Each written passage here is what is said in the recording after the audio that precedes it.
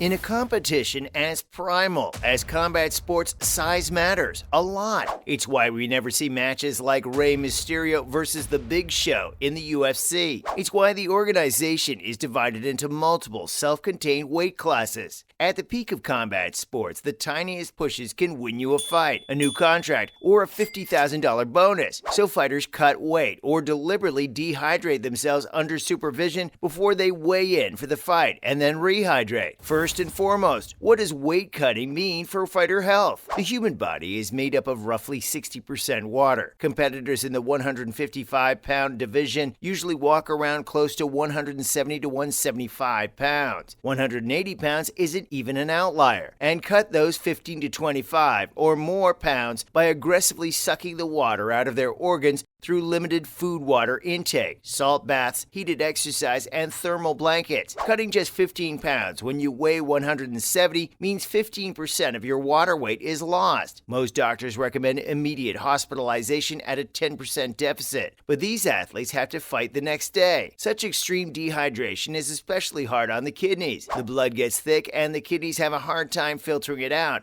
and there isn't enough urine to flush out toxins. The result is kidney stones, and fighters like former champion Jose Aldo and Jim Miller have been hospitalized for it. At times, fighters have to pull out of fights if the cut is too difficult, and Khamzat pulling out of his most recent fight is a prime example. Daniel Cormier had to be hospitalized in 2012 and pull out of the Olympics because of a botched weight cut. That's not all, though. Fighters have died. In 2013, Leandro Souza died at the age of 26 when he attempted to go down a weight class for a local Brazilian fighting organization and attempted to cut 33 pounds. On his way to the scale, he had a stroke and passed away. Similarly, there was a 6-week period in 1997 when 3 collegiate wrestlers in 3 separate instances died from their weight cut. Secondly, the risks have their rewards. Do you guys remember those haunting images of Conor McGregor where he looks like a skeleton on the verge of death? They're from his 145-pound days, a weight class he didn't want to be a part of anymore but had to go back to in order to indulge the UFC and Dana White, and to win. Conor is a big guy, and the featherweight cut is brutal on his body. However, when he gets the cut right and balloons up on fight night, there's a remarkable difference in his knockout abilities. Not only is he stronger with more muscle mass behind him, but his opponents are also smaller and hence less durable. That was the real reason nobody could take that left-hand shot. Moreover, it gives a major advantage to the wrestling department. Recently, we saw Israel Adesanya go up a weight class to fight former champ Jan Blachowicz. The Nigerian got dominated on the mat because Jan was just too big for him and could bully him to the ground whenever he wanted. We see Khamzat doing the very same thing at welterweight. The Chechen has the build of a light heavyweight and would fit best at middleweight, but chooses to make that dangerous cut for the huge power and size advantage it gives. Khabib did this too, and many people call athletes who cut too much weight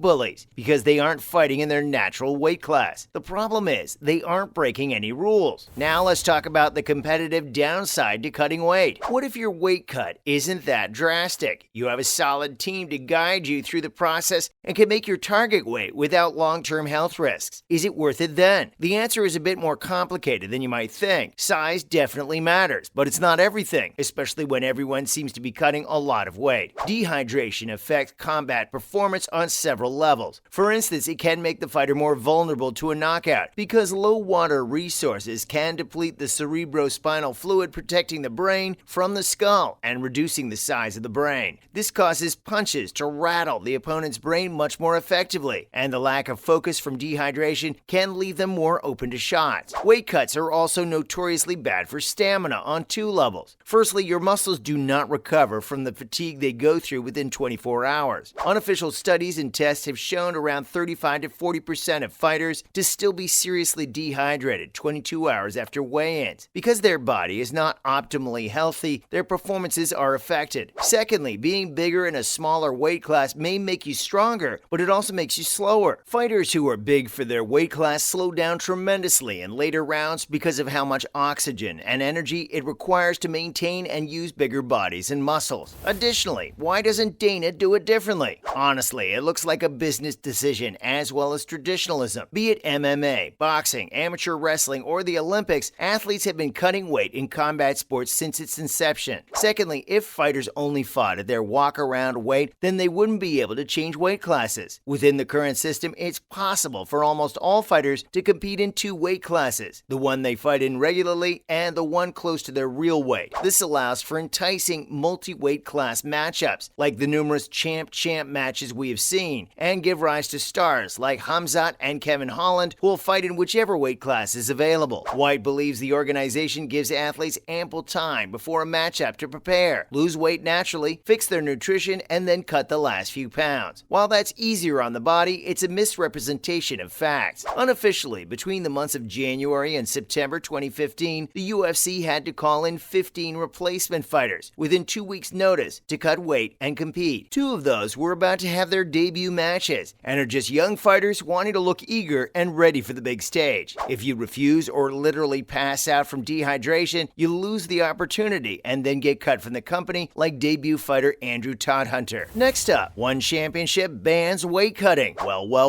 Looks like there is a way to do it at the highest level. One Championship is Asia's premier mixed martial arts promotion and has quickly been rising up the ranks to give the UFC a run for its money. Weight cutting was a norm in One as well until December 2015, when the organization shifted its policies in response to the death of fighter Yang Yanbing, caused by dehydration from weight cutting. Ever since, the company has adopted an extremely innovative way to leave behind weight cutting and ensure no one is dehydrating themselves. How? With a hydration test. Fighters are tested for residue levels within their urine alongside body mass. If the residue percentage is higher, the fighter is dehydrated. While the system isn't perfect, it's definitely a step in the direction of ensuring fighter health and protecting them from their own ambitions of making it to the top. Certain parameters also help. If fighters are hydrated but slightly overweight by a pound or less, a catch weight is negotiated and the fight continues. One has been doing this for over 7 years now, and quite successfully. The organization has only grown since, and as weight cutting becomes more and more common and the edge it gives fighters is neutralized, fighters might gravitate towards career longevity and post-retirement health. Finally, what do the fighters think? No one likes sitting in a boiling sauna for hours, dehydrating themselves to the point they urinate blood. Fighters have always been open about how difficult it is to cut weight in the UFC. Stone-faced champions like Khabib Nurmagomedov have been defeated on the scale and in the steam room. Not everyone can criticize the policies of the companies they work for, but there's no shortage of outspoken fighters fighting the fight against policy. Former champion Demetrius Johnson, now champion at One, is perplexed over the reason the United States Athletics Commission still allows it. Mighty Mouse has experience in organizations that both promote and ban dehydration, and fully prefers One's way of doing things. Similarly, retired former champ Michael Bisping has criticized the entire practice on his YouTube channel and talks about possible regulations restricting fighters